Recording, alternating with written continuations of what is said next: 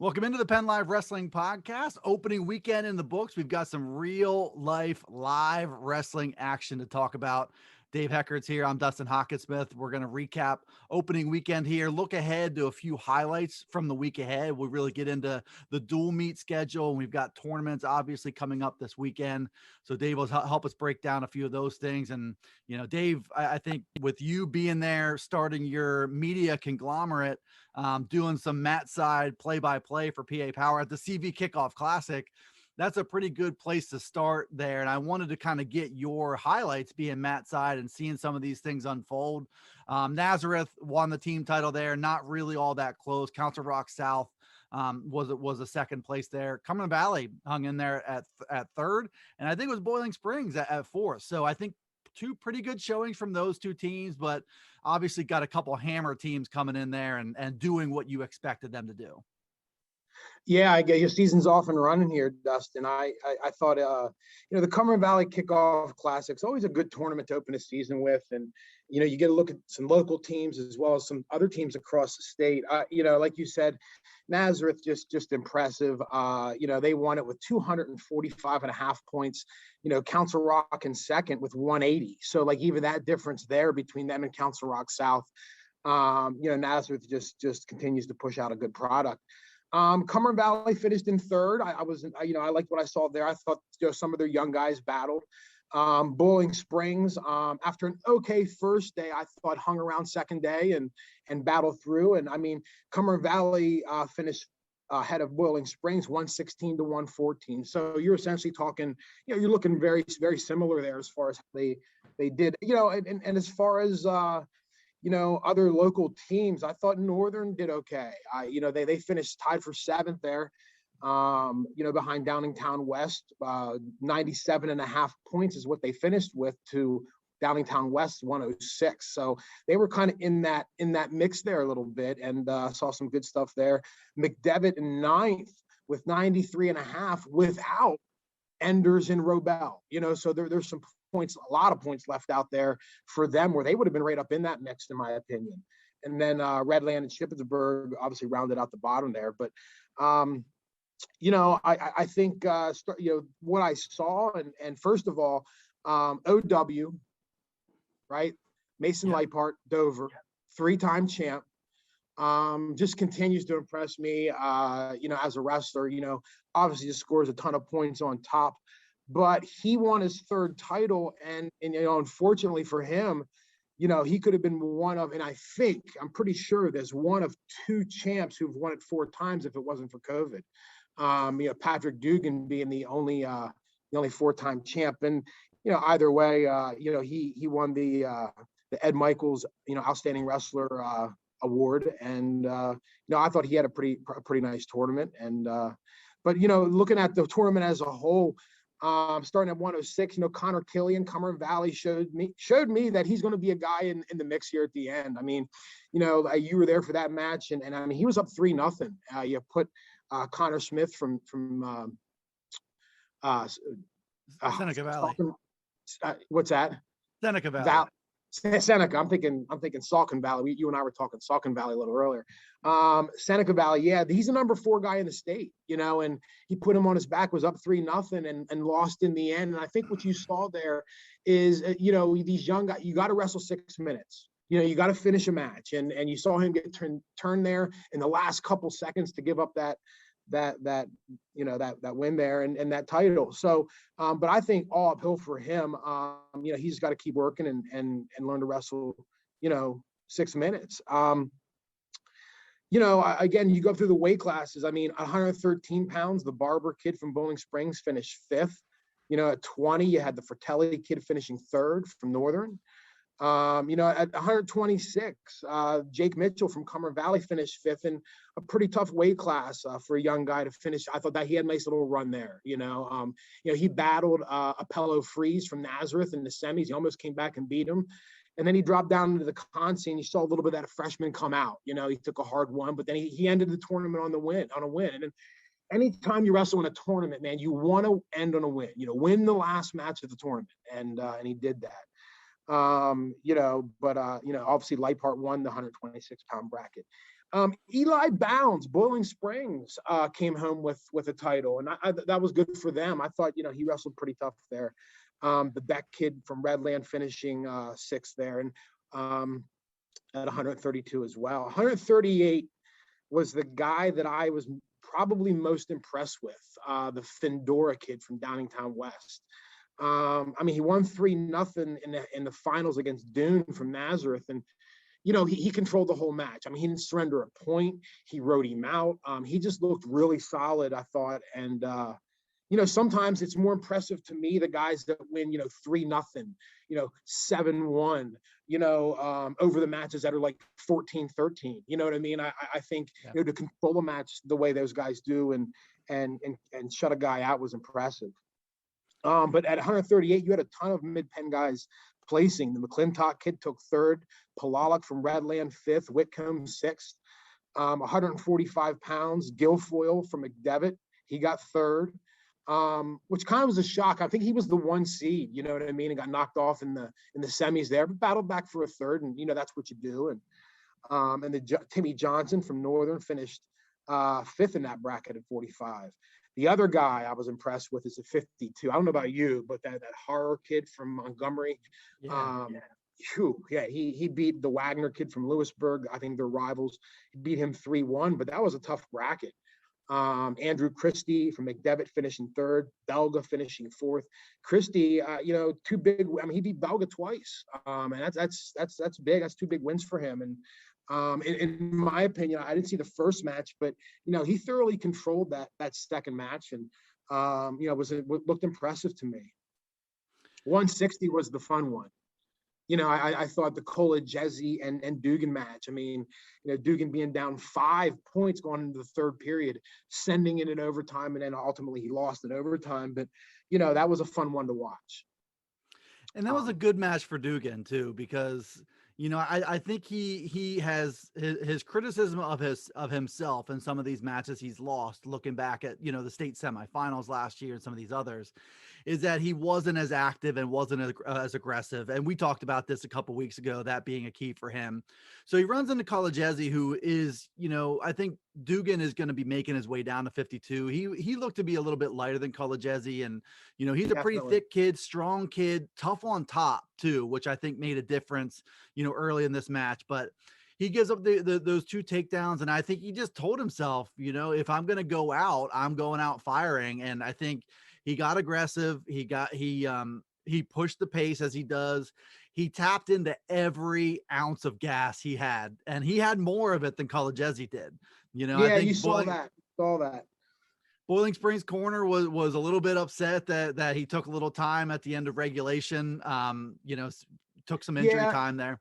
My theory on that is, I used to get upset at that too, but again, like, you're wasting that mental energy on something you have no control of. Like, the kid took the time out, and Brad Sillenperry wasn't happy either. I could tell by the look in his face that, he wasn't happy that his kid did that, but ultimately it happened. Right. And I think as the guy, as Dugan and maybe his corner, and now's the time to maybe refocus, take it as a positive. Hey, we're going to refocus here. We're going to talk. We're going to figure this out and coach him up here. And I think so many times you see the kid from the other team, or, from Bowling Springs, and, he, in this situation, Dugan didn't, but you always see the opposing side. A lot of times that corner just goes crazy, and I get it. It's frustrating, but, you have no control over that. And I think a lot of time, that negative energy that it can come out, and, you just really need to refocus there. But that is frustrating, because you're rolling, you have momentum, and to be honest, if they don't stop, let's be honest, Dugan's winning that. That kid got his breath and came back and had enough in the gas tank then to get it done. But it's early in the year, right? And these kids are not in tip-top shape yet. And Council Rock South obviously puts out a good product, and they'll take care of that. But I liked that match. I thought that was a fun match to watch. Bartram. Wild finish. Yeah, wild finish. Yeah, and I know you were impressed with Cole Bartram. I was very impressed with him too. Yeah, he tech fouled the guy in the finals. I was impressed with him. I think, you're going to hear from him a good bit. He looks like he has some room to drop maybe to 62 by the end of the year. I don't know if he will or not, but darn, he looked tough, looked real tough. And I think the better win was in the semifinals where he beat Noah Akamoto from Nazareth, who I think was ranked number 10 in the state. Bartram, I think, was number 18, but he beat the kids from Nazareth pretty soundly in the semis Yeah, to he get there. And did. that was a better kid than he got in the finals there. So I think, some good wins, scored a lot of points, was physical and tough. All the things that Dan Nauman wants him to be, and some of He those was. things that he wasn't quite wasn't quite where he wanted to be as a freshman last year, was cutting some weight. This year, the plan is he's at 172, and I think the plan is to get down to 60 for the postseason. But he's going to be Right. tough and strong. He's going to be he kind of, I think he should have turned some heads there. And maybe by the time you're listening to this, I will have a story out on PennLive just about his emergence and what he learned from last year and how he got to this place. Yeah, he deserves it. And then again, as far as the mid pen up top was kind of, nobody was really in the finals there. I feel like, you had to cause a couple guys from McDevitt playing football, and but in general, I mean, I thought it was a well-run tournament. Billy being his first year there did a nice job with it, and it's always a good tournament to start off the year with. So. But here's the deal, right? It's tournament one for the wrestlers out there that maybe didn't finish the way they wanted to. It's peaks and valleys, right? As is life, and you come out and you win a tournament like this, you can't get too high. You don't want to have your head in the clouds, right? But you got to keep working. But then, if you didn't do as well, you don't want to stay low either. You got a whole season here, and you learn from it and move forward. I think that's the important part of this whole thing is take the lessons learned. Suck it up, move forward, and grow. Couple points I wanted to circle back around to. Number one, talking about Cole Bartram, and by the way, Rocco Fratelli is 120 all the way. He got bigger from last year. He was really good at 106. The assumption was that he was going to wrestle 120 and get down to 13. The plan right now is for him to stick it out at 120 and stay big, stay healthy, stay fresh, not cut that weight. Yeah. I think he looked pretty good there, but I think with Northern, when you look at Joel McClintock finishing third, Timmy Johnson finishing fifth, and the rest of this team, that's where I was most curious. Like, I knew about Cole Bartram, I knew about Rocco Fratelli. I wanted to see kind of these other guys, and I think they're going to throw some guys out there who are tougher than you think, and those are a couple names to know. And I thought, you and I talked about Northern being kind of a wild card in that Keystone. I came out of this weekend with probably a little bit higher opinion of them, just seeing how some of these other guys did. I would agree with that. I thought they wrestled tough. And like you said, the guys you just don't know about looked like they came out and wrestled hard. I agree with you. I agree. So looking at McDevitt then too, no Riley Rebel, no Bryce Enders. They're still in the top 10 in this tournament, which is pretty heavy with AAA teams. So you see their tournament scoring potential. And by the way, they didn't have Gabe Bertoldi either, at right. 132, 138. So they're missing a few key guys. They're still wrestling through. Jake Guilfoyle, I think, was up pretty big and got caught and pinned. I didn't see that match, but I think I didn't see it either. I didn't. Yeah. Okay. You could be right. Like, I didn't see it. I didn't even look at that deal there. Because that makes sense. But he's tough. So. But I think you see their tournament scoring potential, and I think you see, the dual potential that is there too. So again, I think same deal. I thought highly of the Crusaders, and I see what they were missing. By the way, Lucas Lawler, who wrestled 215, looked like he was weighing in around 190. I don't know. He didn't look 215 to me. Really kind of battled out and hung tough. I think you might see him down there. Yeah, I don't know what maybe there was a weight thing, dissension plan type deal where he couldn't wrestle that weight or something going on there. Either way, I'm with you. I think you'll see him lower than 215 once the Enders kid comes back. Which gives them a pretty tough little group there up top. So I fully expect McDevitt to be in that District 3 title mix, both at the individual and the team level. Mason Leapart, just wanted to touch on him real quick. That Braxton Apello Freeze kid was solid, in good position, tough and strong, and Mason Leapart is coming down to 120 later in the year. So but he's super strong in that wiry frame of his. And I think one of his evolutions as a wrestler is being a little bit more to the point against these kids who are so solid and strong. You know that he can funk and scramble and roll, and he's, he flows as freely, I think, as any wrestler in the state does. But I think he's gotten so much better at attacking these guys who do maintain good position and being able to win the match, staying on the tack and not just on those re-attack situations. Yeah, I agree, man. And he's going to be ultimate at 120. I mean, ultra tough at 120 pounds, man. I mean, I thought he looked dominant at 26, and he's dropping to 22 at postseason. He's going to be a tough out for sure. And then just lastly on Connor Killian, I think this was a pretty good statement for him to make. Eli Leapart came in at number 17 in the state coming in. Connor Killian was number 18. The Smith kid that he wrestled in the finals there was, what'd you say, number 4? Number 4. And so he tech followed Eli Leapart. Yeah. And that was my eyes. I'm that really, man. Okay. And for him to do some scoring from the top, obviously, in a match where you expect it to be a pretty close decision, you get those 3 on the board after a scoreless first period. You really like your chances, and that should be a match that a kid gets to the finish line in. But, at the same time, getting those 3 points, I'm sure as a freshman, you get from, I got to win this into the, I don't want to lose this mode, right, kind of. And right. that's what happens. And I think it's a natural thing. And, Billy Chamberlain said after the match that Connor Killian is only just now starting to realize how good he is. So you're looking at a guy who, is going to jump into that District 3 contention mix. That's a name to circle right there, even though he didn't get that title. No, I 100% agree with you, and he'll get better. Like that was his first tournament, first high school meet, high school tournament. So he'll only get better, I think, and he was impressive, especially in that semi, like you said. Looking at some other things from the weekend here, the thing that jumped, the very first thing, I know there's some other key results too, but CD East going to Williamsport for that top hat tournament and finishing, I believe, 9th in the team standings there. Marcel McDaniels is a guy I know that caught your eye at 152 pounds. He's a runner up there. Travis Armstrong at 215, a runner up there too. But those 2 guys are really, really interesting as you're also kind of compiling some new names to add to your District 3 watch list. Those are 2 to do it.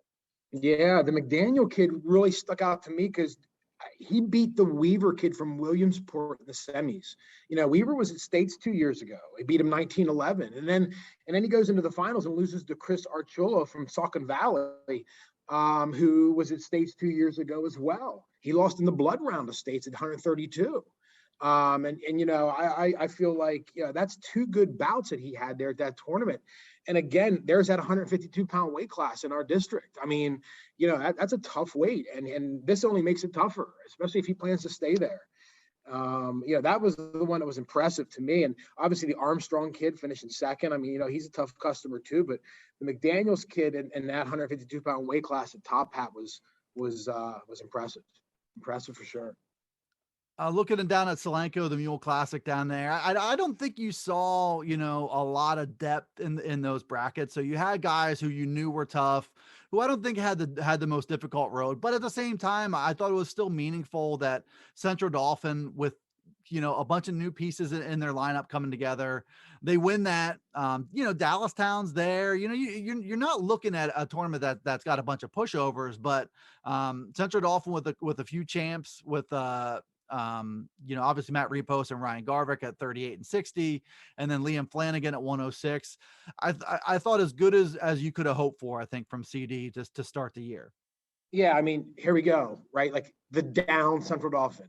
You know what I mean? Yeah. The down CD, right? Well, they go and they win the Mule Classic. So, and I'm going to get into them here in a little bit. We start to break down the Cumberland Valley-Central Dauphin match coming up. But, I mean, what more can you want? You know what I mean? Here you think you have a group of inexperienced guys, and you come out. And now I will say that Central Dauphin does have some good individuals, you know what I mean, that are so tournament-wise, they're going to get their wins and stuff. But, either way, good weekend for them to come out and kind of say, hey, we're not going anywhere, and obviously, heading into this week with the big rivalry with Cumberland Valley coming up on Thursday.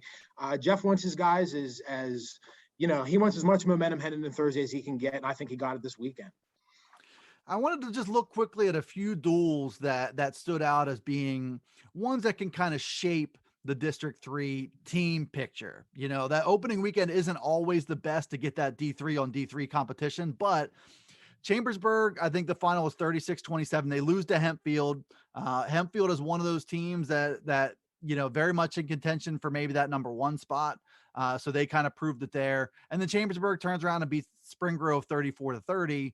So I thought, to me, you know, you're looking at probably 3 of the district's top 10 or 12 teams, wrestling at Spring Grove.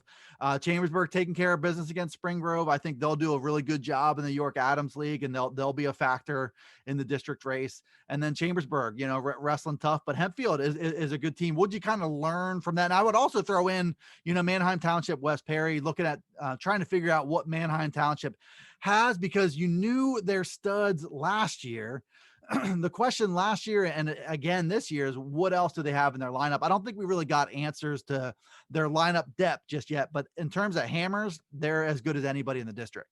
Yeah, they are. They're tough. They're tough, you know, and, you know, the match with West Perry, you know, that was a good match. I think on the side of West Perry, for me, it was the forfeits they had. You know, I mean, you know, here's a team that I think has a good group, but you can't give up. You can't forfeit. You can't give up weights, especially if you plan to win a district title, to win, you know, that's tough to overcome. And I think that hurt them there. They had 2 forfeits in that dual meet. As far as Chambersburg, you know, I mean, there's, like you said, 3: Chambersburg, Hempfield, Spring Grove. I mean, there's 3 top 10 teams, in my opinion, in our district, you know, battling out weekend one. I think the Chambersburg, you know, loss to Hempfield shows, I mean, that was 1 or 2 bouts difference, you know what I mean? And, you know, 39-28, or, you know, I think that shows that, you know, Hempfield is maybe a little bit of that upper tier in District 3. And, you know, they're going to, I guess they're the team to beat. But again, that proves to me there's no clear-cut favorite yet. You know, I mean, you know, I feel like that shows me some that Hempfield's good, but again, they're not unbeatable. So you know, it'll be interesting to see how this unfolds here come postseason. I think, you know, Hempfield, what they're bringing, I think Gettysburg, what they bring every single year, kind of can't account for it. They're not always they haven't been a preseason darling most years, but here they were in the district finals last year, gave Central Dauphin everything they could handle. And I think you could make a case that they were a little bit better in that duel. They just ended up losing it. And then, you know, Hempfield, I think their progression is worth watching for sure too. I agree. So, you know, speaking of Central Dauphin, I did want to kind of get your take with that rivalry match coming out. CV, Cumberland Valley, is going to Central Dauphin on Thursday night.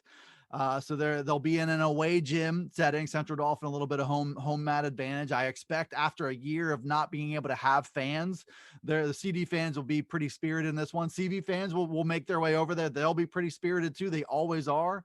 What are you looking at in terms of keys? I mean, you're still trying to get a lot of information about what both of these teams really, really have. But after opening weekend, what are you looking at as things to watch that are going to decide this thing? So I went down last night and broke this match down pretty good here. And I mean, it's going to be close. You know, I mean, even looking, I think in general, I think Cumberland Valley has a better overall team, but it's not about that. It's about matchups. And what you're going to have here is matchups where you're going to have some okay kids, some good kids wrestling some good kids, and some inexperienced kids wrestling some inexperienced kids. And, you know, I think the big thing, though, is the first 4 weights. Okay, I think 6, 13, 20, and 26. And there's some unknowns in there. I think for Cumberland Valley, there's unknowns. And for Central Dauphin, I mean, you have Flanagan at 6. You have the Faree kid at 13. You have Dallas Shore at 20. And you have Reynolds at 26. Okay, 4 guys that have experience there. Okay, now you flip over and you look at Cumberland Valley. Cumberland Valley has Killian at 106. Well, Killian and Flanagan's a toss-up, in my opinion. Maybe favoring Killian a little more. If I had to put money on, I think, you know, Killian looked pretty impressive this weekend. But look, you have a freshman wrestling a guy that's experienced in Flanagan. Okay, his first high school dual meet. Okay, the pressure of a big dual meet. You know, making weight an hour before you wrestle. Right, that all matters. And you know, now here's where things get kind of crazy for Cumberland Valley is the 13 and 20 deal. Like, and the guy that I have a question on is, where is Alex Tennis? Here's a guy last year that was ranked in the district, and he didn't appear this weekend at the Kickoff Classic. Now, between me and you, I know where Alex Tennis is, but I'm gonna play the where's Alex Tennis card, right? Like, is he going to be around for the Central Dauphin match? Is he going to be at 13? Is he going to be at 20? Where could he be? And right now Montez is at 113 pounds, and I think you have Tennis, Montez, and Whitaker, right? And I think those three within those two weights are going to be, they're going to have to figure out what they're going to do there if Tennis is available. And then at 26, you have Mitchell, who's a freshman, against Reynolds, who has experience. So you have four weights there that, in my opinion, are somewhat all toss-ups. Now, again, the question is where's Tennis? But now I'm going to get to 100, that middle group, right? So now you got 32, 38, 45, right? So where's Beers? Where's he at for Central Dauphin? I had him kind of penciled in here at 32. If he's in he was not at the tournament. If he's not in their lineup, that spells big trouble for Central Dauphin. Okay, if they forfeit 32, that's not good, because if he's in, I think he's favored in that 32-pound bout. That could be a 9-point swing. Yeah, and that's what people don't realize. They have repost at 38. I think Central Dauphin's grabbing that one. At 45, there could be some bumping and moving around there between McKenzie and Rudd. Is Cumberland Valley going to waste a Whitcomb on repost? You know what I mean? Do you bump there? 52, there's a big question. You have Belga and the Miller kid at 52 and 60. You have Garvik from Central Dauphin at 60. You know what I mean? Does Cumberland Valley feed him? Do they put Belga on him to save points? You know what I mean? To try to save points. And the interesting thing to me is the big weights where the flip matters, they're all the same weight. They're all the same odd or even, right? So if the match starts, weight 1 is an odd weight, weight 2 is an even weight, weight 3 is an odd weight. You follow, regardless of the weight class. Right. So 26, you know what I mean? 38, 52, they're all the same odd or even bouts. So the flip's going to matter, right? So then I'm even looking like here, where the match begins. If it starts at 172, like what is, Central Dauphin, do they bump up Garvik to try to take out maybe one of their 189, 215 pounders, which is, I feel that's where they're weak at. You know what I mean? Do they bump up and try to take advantage there somehow to save points? So if 172 is pulled as the first weight, Central Dauphin's going to have to make maybe a decision. Whereas if it's pulled at 152, Cumberland Valley's going to have to make a decision. Where they put Belga, what they're doing there. So, this all matters. I do think, if just looking straight up, 72 and 89 are areas where Cumberland Valley has to look to try to score some bonus possibly in that area, to help them out, because I believe that the Stewart kid from Central Dauphin is getting bonus at heavyweight. So, I mean, this one's going to be back and forth. If I'm a betting man, I'm going to say Central Dauphin's getting 10. I'm going to say I think Cumberland Valley is a little bit better. You know what I mean? So I have the score, the Eagles 36-25 is what I have the final as. And again, that's again, 36-25 is 11 points. That's one match away from being flipped. People think, 10 points, but that's one bout away. So it'll be a good one. I'm really interested to see, looking at a few of the points that you made there, looking at 106, Liam Flanagan and Connor Killian. So first duel for Killian. Liam Flanagan not only has some experience, but he is tough and kind of in your face, sets the pace, doesn't really waver over the course of 6 minutes. And that has proven a lot of mental fortitude. And that's one that it's a wild card with a freshman. Where are you as far as that goes? But in terms of skill, Connor Killian's right there. And it's a really similar thing. If you do see Gavin Reynolds and Jake Mitchell at 126, it's almost the same deal. Gavin Reynolds is a really tough competitor and tough kid, and kind of stays strong from minute 1 through minute 6 and doesn't really flinch. So where does that go? And then at 38, I think you can make a play either way. You can say that, Josiah Whitcomb there's a good there's a chance for him to hold repost to 3 if you put him out there. There's also a chance that if he gets himself into a tough spot or kind of blinks or loses focus for a minute, he could give up 6. So there's some risk reward there depending on how you want to approach 38. Yeah. I mean, it's going to be nip and tuck. You know what I mean? I don't know. It's going to be a close match. I mean, it's going to be high emotions. It's going to be, it's a big rivalry. And in my opinion, I mean, that's what makes high school sports, right? Like the rivalry. This is a big one. I mean, arguably, in my opinion, one of the best rivalries around in any sport. Is the Cumberland Valley-Central Dauphin match Thursday night at CD. And like I said, if I was a betting man, I'd say the Eagles are laying 10, and I have the score 36-25 Eagles, but that could go either way, man. It's a toss-up. So a lot of variables there. Awesome other few things to watch. Perry County tournament coming up on Tuesday. Could see Newport West Perry there. King of the Mountain, brutal. Cumberland Valley, Northern State College, Mifflin County going out there. Tough tournament all the way up and down. Carlisle's tournament, nice little local tournament. Boiling Springs, Gettysburg, Redland, West Perry. Yeah, a lot of mid-Penn teams in there. Trinity, Newport, Redland, Ship, Steel High, Waynesboro, Greencastle, Lower Dauphin. 60th year for the Carlisle Christmas tournament coming up here. So 60 years going strong. Well, that's what we'll be keeping our eye on here. Circle back around. Dave will be with us again on Monday here on the PennLive Wrestling Podcast. We'll break down all that stuff we're previewing, including the CDCV match, and we'll look ahead to next week at that point.